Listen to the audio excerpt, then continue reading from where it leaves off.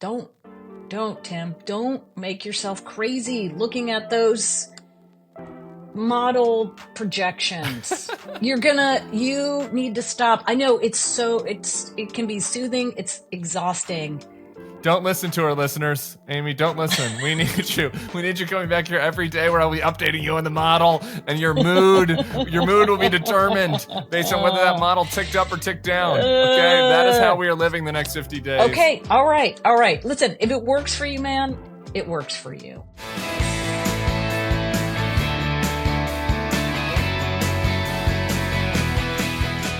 Hello and welcome to the Bulwark Podcast. I'm your host, Tim Miller. I'm just delighted to be here today with Amy Walter, publisher and editor-in-chief of the Cook Political Report. She also hosts the Odd Years podcast. What's up, girl?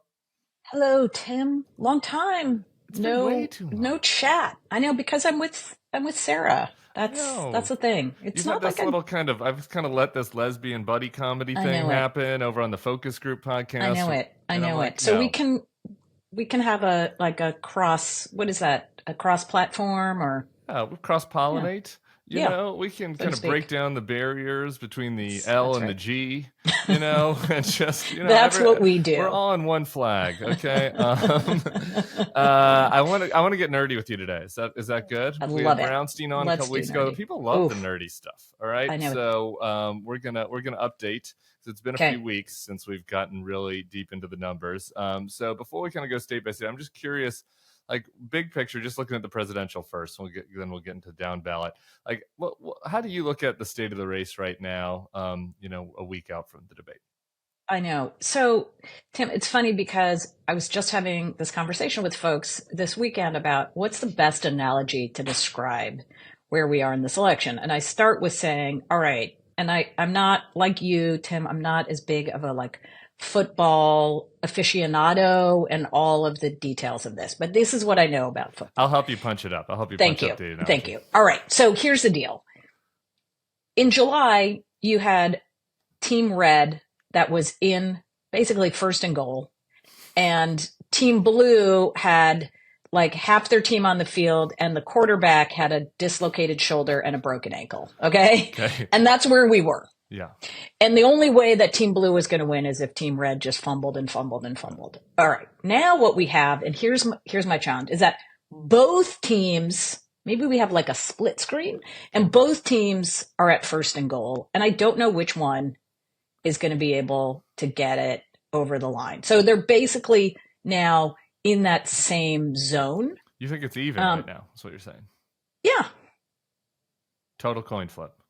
I just think if we are talking about, I can't really get me. All right. Or maybe let's go to this place. If you are a person, and this is no judgment at all, but are looking at all the different forecasts and models and basing your mood on whether it says 55% or 62% or 71%, you're never going to feel better, because it's essentially a 50-50 race with movement coming on the margins that I just don't know that we're going to be able to pick up in traditional polling or modeling or any of that. Now, could we get to a place in October where it feel like we're going to be vibing a lot, right? Yeah. Who does it feel like has the momentum? Where's the issue set? Or what are we talking about more than not talking about? Yeah. But I don't know. I look at all of those states. I look at the polling in all of those. I look at the results in those swing states from the last two cycles. They've all been decided by 3 points or less, actually, mostly less. There we are. Yeah. I'm partially with you. I'm partially being clocked by you because, my mood is drastically impacted by each data point and each movement, each new forecast update. It does impact my mood, and I also use artificial means to mood stabilize. Because that's what you got to do sometimes. But at the same time, I think that some of it is. There's a silliness to it. Part of it that I don't participate in is I'm so mad at you, pollster or a modeler, because you're not correct about Right. what is going to happen. You're right. You haven't put into the model things that I think are Yeah. important. I Right. find that very stupid and kind of a waste of time. And actually, almost, if particularly if you have your Kamala hat on, like potentially actually harmful. Like if your entire existence is arguing on the internet that Kamala is definitely going to win, and that anyone that doesn't think that she's going to win Yeah. is part of a Russian plot, like you're actually probably hurting Kamala. Or you're probably not making any difference at all. But if you are, it's negative because it is. There's a reason why Kamala's campaign leaked internal polls that showed them losing, right? Because they want people to be engaged. Like they do Right. not buy the kind of thing that like it helps the narrative for people to think that she's winning That by a lot. she's So, ahead. Yeah. and Yeah. that's what the campaign wants. So anyway, putting that aside, let's do. I'm going to give you my state of play bullish pitch for Harris, and then Okay. let's talk through it. So we have a Pennsylvania poll out yesterday that has her up 49-46. One poll, it's Suffolk. They did look at two particular swing counties as well. So, Right. it seems like, they took the effort seriously versus some of these polls. And she's had a, persistent lead in Michigan and Wisconsin. She has basically solved the enthusiasm gap problem. There is a, maybe not all parts. We'll talk to this when we talk about the bullish side for Trump. Not all parts of the coalition, but Right. much of the coalition that turned out for Joe Biden in 2020 is solid. There are some, gains that you see certain places, high educated former Republicans, and Donald Trump lost last time. And so, she comes from a place where it's like, if you're going to be able to turn people out, if you've added a little bit, if you have those two states, there's a bunch of different paths to victory. Like they got to feel pretty good about the state of the case. That's kind of my bull case for Kamala. Would you add or subtract anything from that? I could also hear you in that if you say since Kamala Harris has gotten into this race, she has been on offense, and there's not really been anything to take her off of offense, right? Like she has not had self-inflicted mistakes. There's not been an event or a series of events that has taken her off of that sort of forward momentum. Mm-hmm. And, if you think, all right, it just keeps going this way for the next 40, whatever many days, then yes, you can sort of see how she is pressing the case, and it's Trump who is desperately trying to get back into the race. And that's been pretty clear now after the debate that let's start with the debate. That was his one opportunity to do that change and put her on her heels. He did not do that, obviously. Now it's let's keep pushing on immigration. Even if it's talking about cats and dogs being eaten, that's better than talking about maybe anything else, because immigration is the thing that he wants to talk about. Of course, it's his wheelhouse. He feels comfortable there. But I don't know that that's really getting the job done in the way that you need to in order to prosecute the case. He needs to make her the incumbent. And his ads, actually, Tim, this is what I'm really curious to see. We've now had, I want to go in and check what the numbers are now, but the amount of money that's getting dumped into those key swing, just Pennsylvania, really, for example, the ads are telling the story that the Trump campaign wants to tell. She is a cheerleader for everything that's gone wrong. She's been a cheerleader for everything that's gone wrong under the Biden administration. She loved Bidenomics. She was the border czar, right? Mm-hmm. If you think you're electing a vote for change, you're not. But he didn't make that case in the debate. No. Particularly well. And she's been able to push back on that narrative in part by not giving more oxygen to this idea that she's just more of the same, or that she's going to be not just more of the same, but maybe more liberal. But 49-46, let me just say this again, I'm not here let's to just like, sit on, well, before we get to the Trump bull case, let's just sit on let's just be on coconut time for a minute and talk about the Pennsylvania poll. Let's 49-46, two swing with the, counties, Erie and up right. by Allentown, where she's up Yep. up in both. Yep. Same pollster had Fetterman winning. That's pretty good. No? Yeah. This is, and if you get Pennsylvania, she'll win Michigan. I think Wisconsin, we always get fooled by Wisconsin. Yeah. That it just doesn't make any sense to me that the polls show her up by 4 points in Wisconsin, but tied in Pennsylvania. Remember, Biden won Pennsylvania by like 2 points and won Wisconsin by less than one. So one of those, either Wisconsin is not the outlier, Wisconsin is actually where this race is. Yeah. And in that case, then Pennsylvania is also in her camp, and that's the blue wall being reconstituted. Or Wisconsin is going to be, once again, like really close as a tipping point state instead of Pennsylvania, which everybody's rightly focused on because Trump is focused on Pennsylvania and not as much on Wisconsin. Yeah. But yeah, you can sit on 40, you could say 49-46, given how important Pennsylvania is. Sure. I'd like to see some more polls out of Pennsylvania. Sure. As you would like as well. Yeah. More is more. And pollsters, get in there. Yeah. Get on it. Get on it.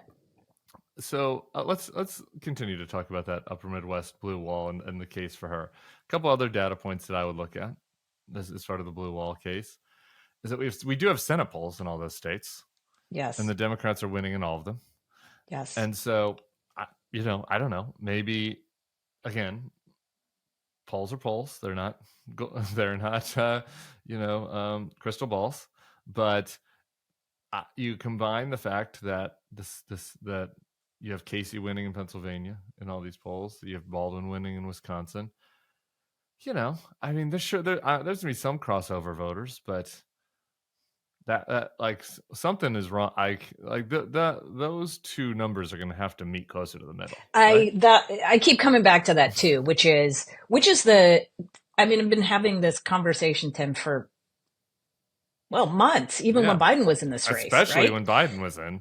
That was the case for those of us that were like, that was the case, right? Biden. It's like Biden's losing by 10 and Bob Casey's winning by 10. Seems like a Biden problem to me.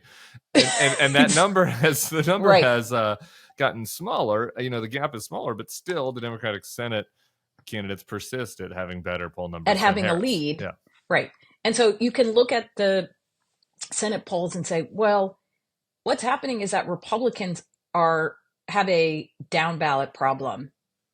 Right? Why aren't there down ballot candidates hitting Trump numbers? Like, who are these voters that are voting for Trump but are like, I don't know what I'm going to do on the Senate. Yeah. And eventually those people, you can also assume, Tim, that those people are going to end up like, let's be clear. Nobody's going to win a Senate race in a battleground state by 10 points or 8 points. Like, it's just, we know this is going to be, well, Ruben Gallego might, but let's not get ahead of ourselves. That might be the exception that proves the rule. These races are going to narrow. But anyway, going back to the point of like, how are these Democratic Senate candidates? Do they represent the true Democratic number, right? And that ultimately this is where Democrats will end up, because they are not burdened by what has been, namely Biden. Yeah, right. And that Harris just needs to get those skeptical Baldwin voters, I don't even know if they're skeptical as much as they're like, I just don't know. Right. Like, who is this Kamala Harris person? Yeah. She'll have an easier time consolidating them than you could argue that Trump will have in pulling them away to vote for him. Yeah, I agree. I have in order to compete with Sarah, Sarah puts a lot of work in, obviously, on the focus groups, doing the focus groups, recruiting focus groups. People should listen to focus group podcasts. I do a little less work, but at bedtime when I'm supposed to be going to sleep, I scroll through TikTok. And That is a very, very important. Thank you for doing that for all of us, Tim. I appreciate that. You're welcome. And it's very scientific. And last night, at like 12:15 or something when I should have been sleeping, I came across a TikTok I want to play for you because I found it so fun. And it was a guy who's in North Carolina. He's going door to door, and he is speaking to undecided voters, and he's giving us a report. And it's a very lengthy TikTok, but I just picked out three. There were three people that he said he didn't believe most of the people that told him were undecided, but there were three people that he believed. And I want to play for you his description of these undecided voters because they might explain the Baldwin voter you were just talking about. Let's listen. First is a man in his 70s. We spoke only through his doorbell camera. We did not have a face-to-face interaction. He told me that he was definitely not going to be voting for Donald Trump, but he wasn't sure if he would vote for Kamala Harris. The second is a 25-year-old white guy. We had a long conversation after he shared with me that he was originally planning to vote for RFK, but hadn't been paying a whole lot of attention to the election since his candidate dropped out. So he seemed persuadable, maybe lean Trump, just because that's who RFK endorsed, but was clearly not particularly aligned with that candidate. The third was a middle-aged South Asian man who didn't realize that he was eligible to vote, let alone the fact that he and his wife were both already registered. So he left our conversation planning to go do more research, but my takeaway was that he had tuned the election out because he didn't particularly think that it applied to him.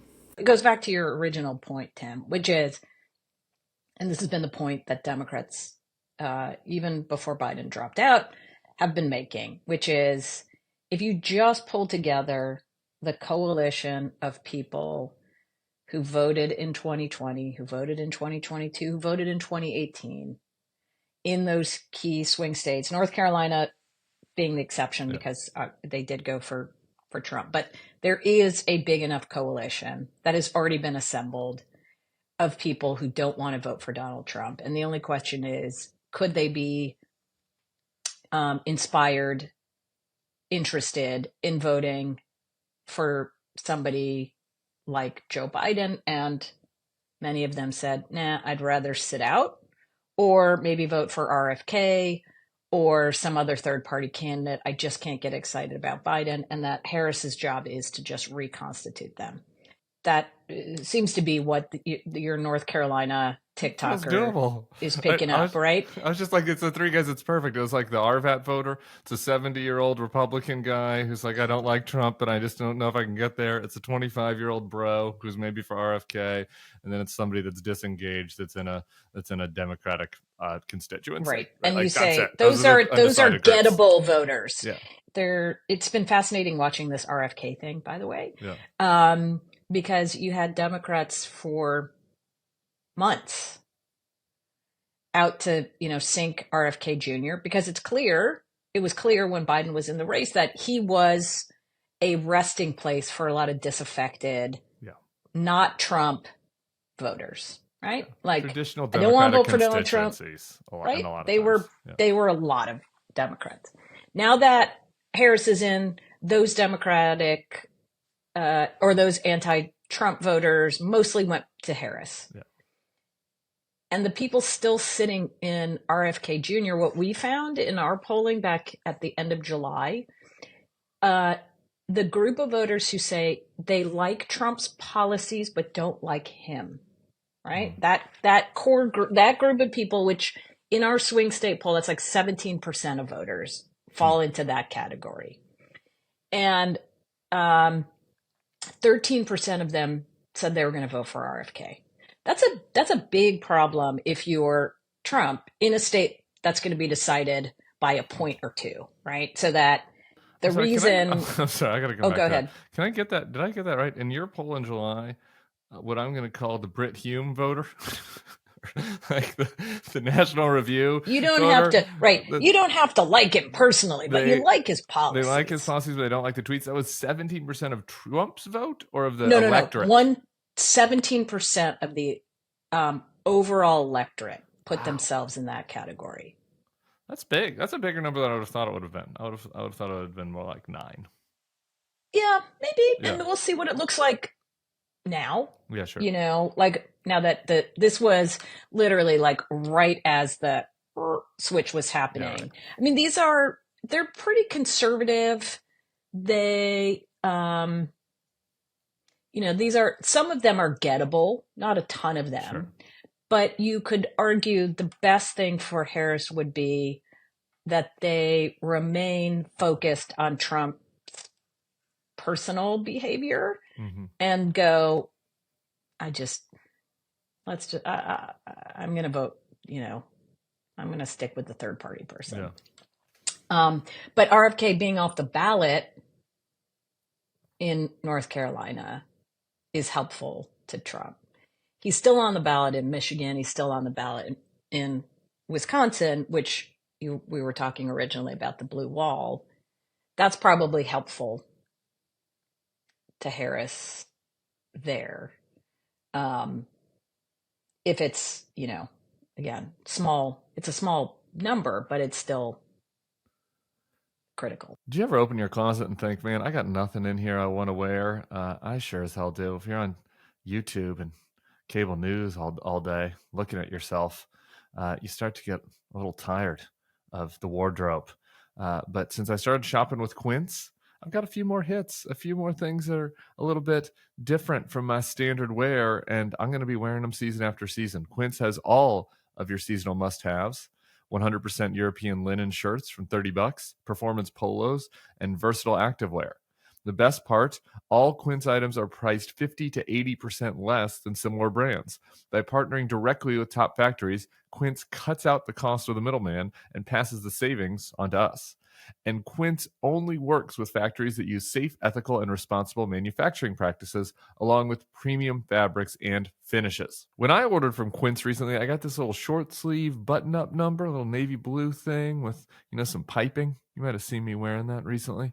And man, it's nice. And now I've got all these knockoff guys following me around on Instagram trying to sell me similar shirts. I don't need it. I got it. Quince has got me under control. And I'm going to be going back looking for more as we head to winter. And I need stuff a little bit heavier to be wearing in these brutal 45-degree New Orleans winter nights. Fill your closet with timeless pieces you'll be wearing for summers to come with Quince. Go to quince.com/thebulwark for free shipping on your order and 365-day returns. That's QUINCE.com/thebulwark to get free shipping and 365-day returns. Quince.com/thebulwark. Yeah. Okay. Now I'm going to get to the bull case for Trump because it's related to the 25-year-old RFK bro, this person you're talking about.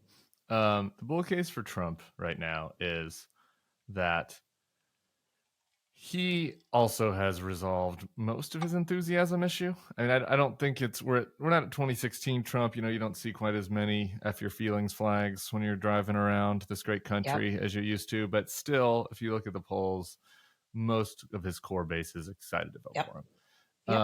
He has gained, he only lost, by, we all know the number in Georgia, 11,000 votes. And, it was except for Michigan and most of these states, it was a pretty manageable number that he lost.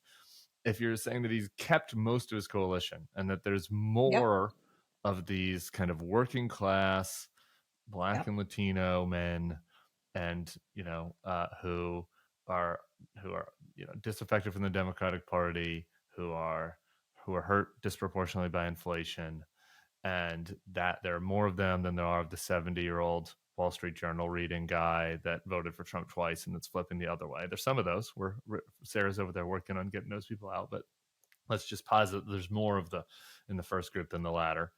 Then that gives him like a pretty clear coalition for getting over the hump, and he's only got to do it in Georgia where he lost by 11,000 votes, and in Pennsylvania where he lost by, what was the Pennsylvania number? Yeah, I mean, it's like a little less than 2 points. There you go. I think you're exactly right. I'm glad that you brought that up about just the Electoral College math, because we talk a lot about all these other states and they matter, and it's I'm not going to discount them, but if you're the Trump campaign, and they've said this from the very beginning, all we need is Georgia and Pennsylvania. And of course, they got to keep North Carolina in their column, but they don't need to win any other states that they lost last time than those two. to get to 270. The ad spending has also suggested that that's where they're going to be putting all of their time and energy in just getting those few voters. And if you say, well, what's their biggest challenge? You're right. It's expanding their the ceiling, the Trump ceiling. Like, what is we've been having a conversation for years about, is there a Trump ceiling? Like, has he maxed out on the Trump vote? That if you are there are very few people who are ambivalent in the electorate about Donald Trump. Right. And so he's had 2 elections now where he keeps bumping up against the ceiling. Now, he raised it a little bit in 2020. He went from 46% of the popular vote to 47% of the popular vote. Right. And then in some of these states, you saw him like go up a tiny bit or go down a tiny bit. But ultimately, if he can he has 2 things that he can do to win. One is that he still never breaks that ceiling, but there is a third party, whether it's the Green or the whatever, that still siphons up enough from Harris, like pushing under. If you're the Trump campaign, pushing not Trump people into a third party choice, right? The other is that they spend all of their time getting those very difficult to turn out, because they are inconsistent voters for a reason. They are not plugged in. They are not reliable voters, but you spend all of your time doing nothing other than trying to get them to turn out. And he seems like he's been doing that media wise, though. It doesn't really seem like they've got a significant ground game in that sense.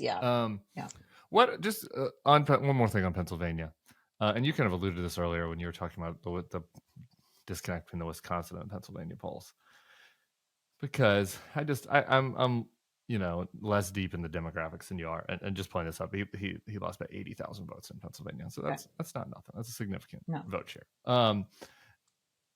Like, why would Pennsylvania be behind Michigan and Wisconsin, I guess, is the question. Like, I just think about just without actually looking at the math, just, with my knowledge of the state, do you look at it and it's like, well, you've got Philly and Pittsburgh. So you've got 2 big metros. You've got 2 suburbs. You're wasting some of the Philly suburbs in New Jersey. You assholes in Cherry Hill should be moving across the river there to try to help out Democrats.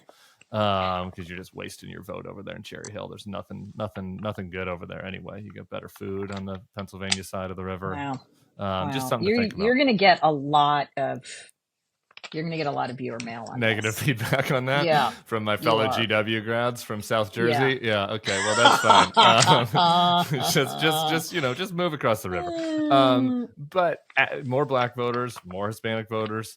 Like, why? You know what I mean? Like, what is the art? I can't explain it. Like, why Wisconsin? They've got Penn State, I guess. Madison's bigger but you have Harrisburg and College, State College. I don't know. Just like on its face, and like you said, Biden did better in Pennsylvania. So it's confusing to me. Like, what would explain it?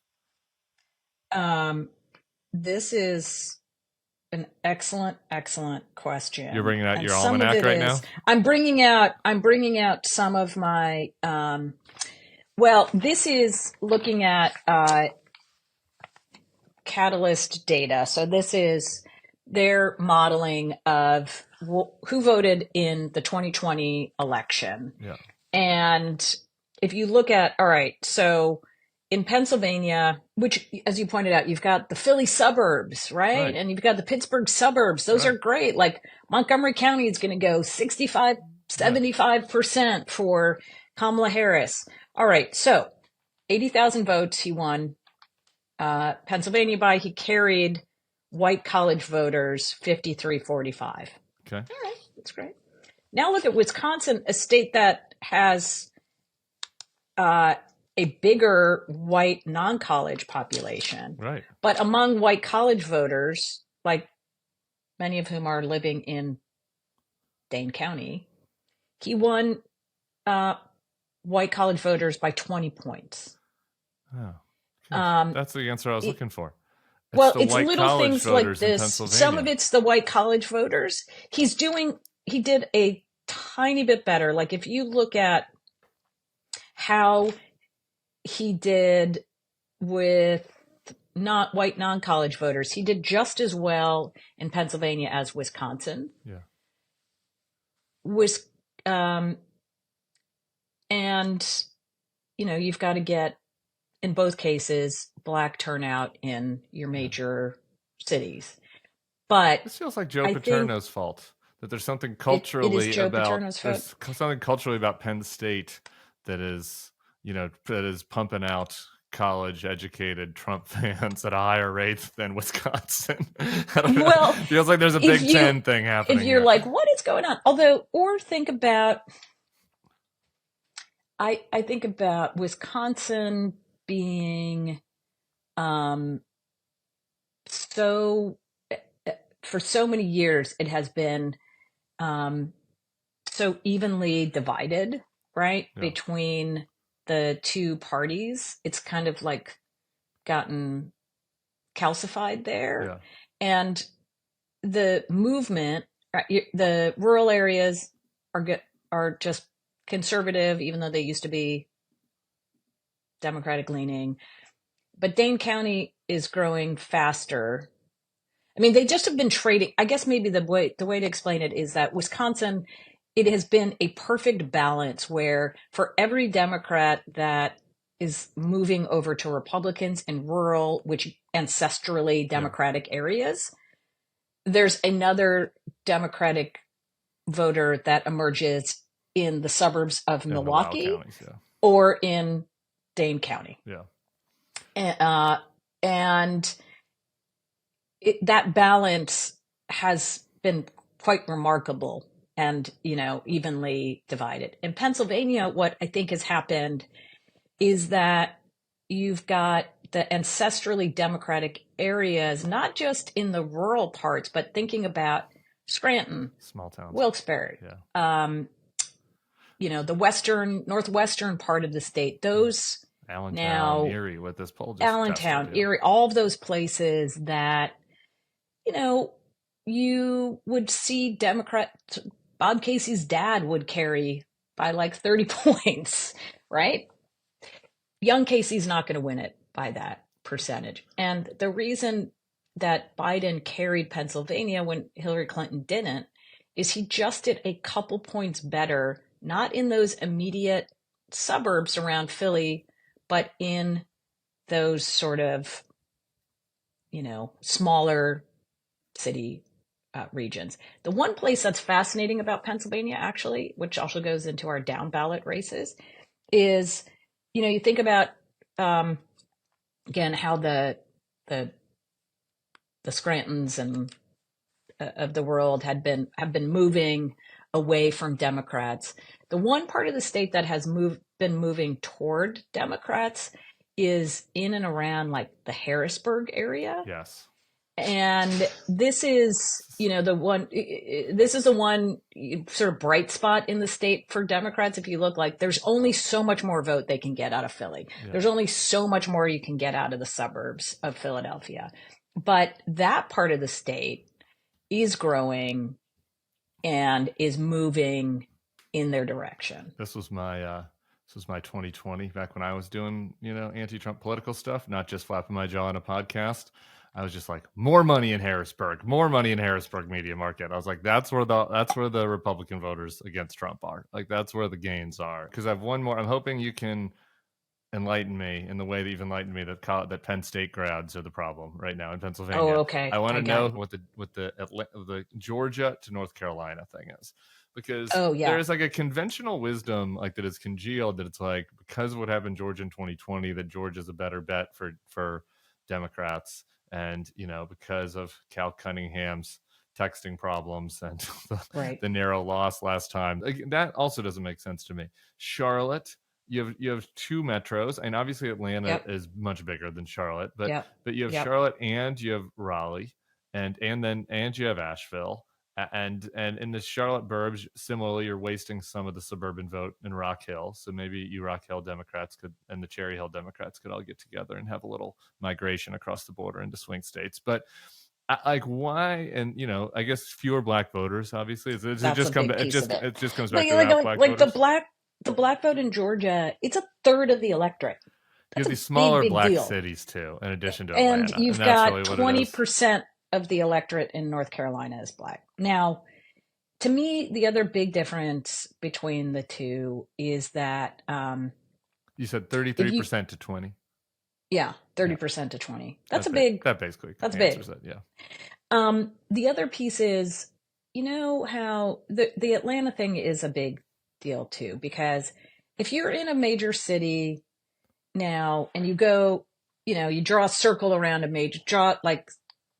circles around major cities, like 2 miles out, 5 miles out, 10 miles out, 20 miles out, right? It's like dark blue,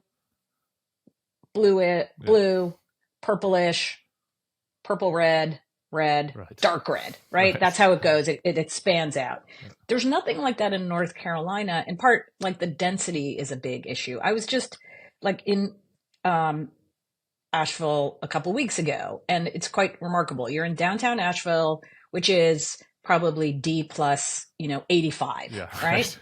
Everybody, they got their crystals, and there's, they're brewing their own beer and kombucha. It's all. You got to make sure everybody knows they're welcome here, even though everybody knows because everybody's a Democrat.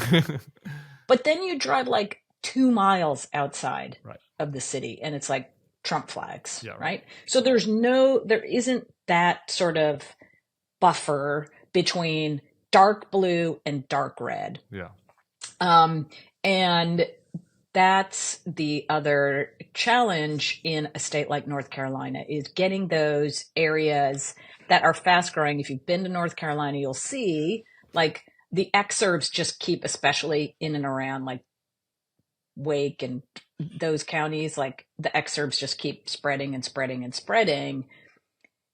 Those become the key areas for this election, and certainly for the next elections. But it's why Virginia. The other piece of it, Tim, is like for every kind of liberal who wants to go and have their readings done for them in Asheville by a licensed tarot card reader, there's a conservative person from the Midwest or New York that's moving to Wilmington to golf and retire. And so this is right. And the Atlanta burbs too. What your point is, and those purple burbs like the Alpharettas, my buddies from Cumming, like out there, like, once you get like 40 minutes outside of town, that's getting pretty purple now. Like, and right. It used to be, it was like blue, and then it was like all the suburbs, red. Yeah. Now it's like purpley, and you got to get into like pretty far out before you get into the dark red again. Okay, that is enlightening. That's going to be negative for Bill Kristol, because Bill Kristol's been selling hard on the North Carolina's undervalued thing. But it is. Listen, it is if you think about what it takes to win North Carolina, then you've got to do.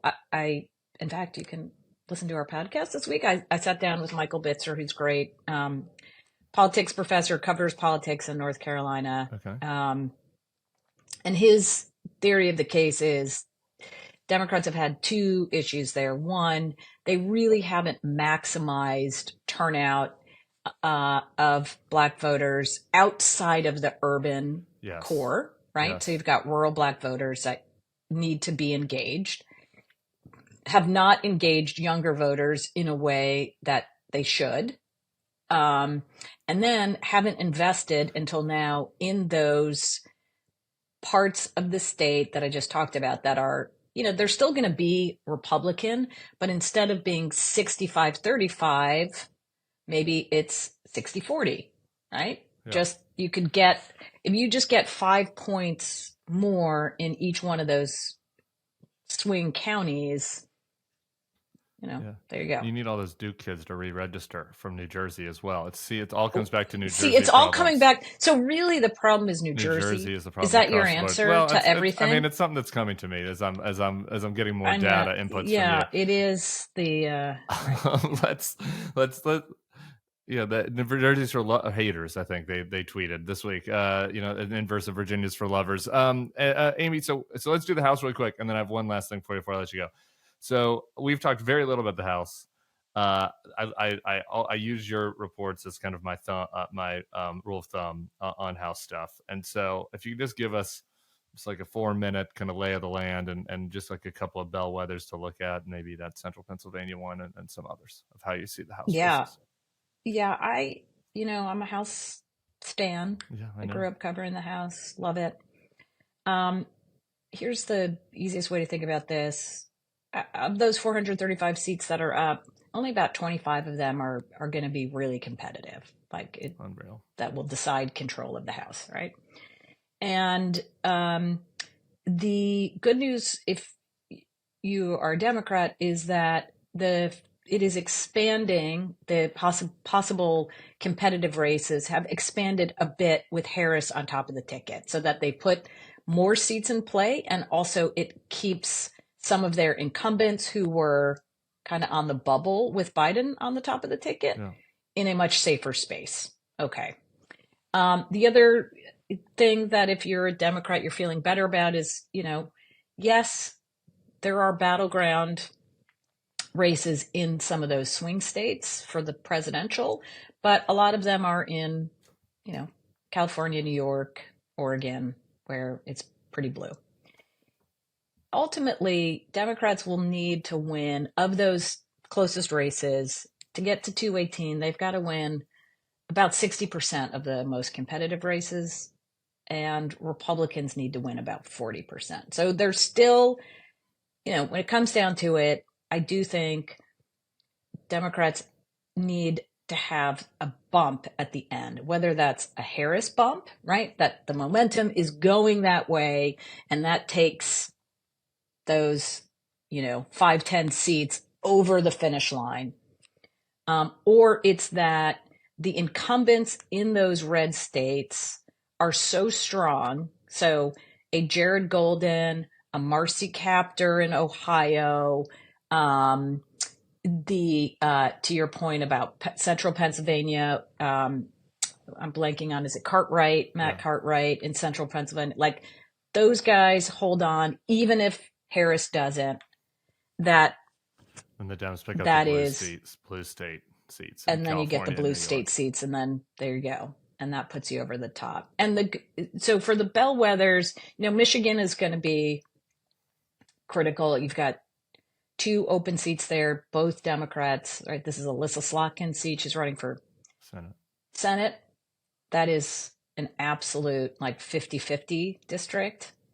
If we get the results of that early on, and that Democrats have won that's a pretty good sign for Democrats. Because those are the kinds of seats where you're like, all right, that's a pure 50-50, and they're breaking Democrats' way. Okay. Yeah. They'll clearly pick up in the seats that are not 50-50, but are like 60-40. Ohio will be fun too, because that is a state that comes in early, and you've got what are the races in Ohio? You've got Marcy Kaptur in Toledo, Ohio. Been around obviously for I think she may now be the longest serving. She has an awesome viral video with JD Vance where he showed up to the where union they didn't thing. shake hands. Yeah, I'm gonna put this. I'm gonna put this in the show notes for people. It's really funny. And a new freshman member, Amelia Sykes. Both of them are in. Again, this is a state that Trump's going to win by 8+ points. So Democrats holding on there is would be a good measure of how successful they're likely to be in other parts of the country. Anything else you're looking at early? People love that. 7 o'clock, 8 o'clock, it's election night, things that are coming in early, counties or races or. I Yeah, who know. counts So quick? the thing I think we have to, I get into this every year, Tim. I fool myself by looking at when polls close and Yeah. when, right, and like, oh, okay, North Carolina is Florida, and they often do not tell us the real story. Like, if all you saw in 2022 was Florida, which is what we saw first, Yeah, right. and it looked like, oh gosh, Democrats they're going to get crushed. Yeah. This is a blowout. And then like 10 minutes later, New Hampshire came in, and that was an easy win for the incumbent Democratic senator. So to me, it's when like, right, we've got North Carolina and Georgia are our two most important states that come in, quote unquote, on the earlier end. Yeah. But we're not going to have the final results. Right. So looking into a place like seeing how much of the vote is in, but one of those outer counties, we talked about Cabarrus County, which is outside of Wake, in North Carolina. And if Democrats have been able to just narrow that Trump lead there, that is a sign that for Bill Kristol that they have cracked the code and they've sort of figured out how to win in that state. You know, Pennsylvania, you're right. Everybody's going to be going to Northampton County, which we'll go back to where you started this conversation about where the vote was coming in. Which is outside Allentown. Outside, yeah. Or Allentown, basically. Where the polls right now who did that poll again? That was Suffolk. Yeah, Suffolk. Yeah, found her leading in Northampton. And doing better than again. It's just a poll, so it's like comparing a poll to an actual election result. And the actual results are dangerous. But if they still, start calling these House they races had her up too, 5 and Biden up 1, right? So like that's so you know. Anyway, it's a good place to actually answer the question is if Northampton County starts coming into Pennsylvania and it looks closer to 5 than 1, then Kamala's in business. We're gonna start. Well, that's right. And the coconuts. To your to crack the coconut theme. But even to really go back to where we started and why this is a 50-50 race, you're talking about comparing it to Biden's number. So if she's up 1 in Erie, which I think that's what it was, which it is. No, they had her up similar. 4. Biden won by 1. Biden won by 1. Right. Right. So that's if she's winning by 4, then you're right. That would be a confidence monitor for winning the state. But if it's back to like 1 to 2 points, then we're basically where we were in 2020, which is this is an 80,000 vote kind of race. Waiting 4 days for the media, for the fake news media to have the balls to call the race that we knew was over on Thursday. That's okay. That's a side thing. That's a side complaint that I have. That they should have called it on Thursday. We knew the race was over on Thursday. I gave them 2 more days. Everybody's scared about what Trump was going to do, so they gave him 2 more days to chill out, right? Theories. Anywho, that's just a side rant. We can do it another time. I've got to go. We got to go. Amy Walter. We got to do. I don't think that no one's going to call you the human Xanax. You know, you didn't come on and offer any assurances, no calming assurances, no deep data analysis that reveals the secret silver bullet that guarantees a victory. Nothing. There's nothing. We got a close fucking race in the House and a close fucking race for the president. Yep, and all you got to do is don't Tim, don't make yourself crazy looking at those model projections. You need to stop. I know it can be soothing. It's exhausting. Don't listen to our listeners, Amy. Don't listen. We need you. We need you coming back here every day where I'll be updating you on the model, and your mood will be determined based on whether that model ticked up or ticked down. Okay, that is how we are living the next 50 days. Okay, all right. Listen, if it works for you, man, it works for you. I'm not here. I am not here to yuck your yum, as the young kids would say. You know? All right. That's it. All right. I talk to appreciate soon. you so much. Yeah. Thank talk you, to Amy later. Walter. Bye.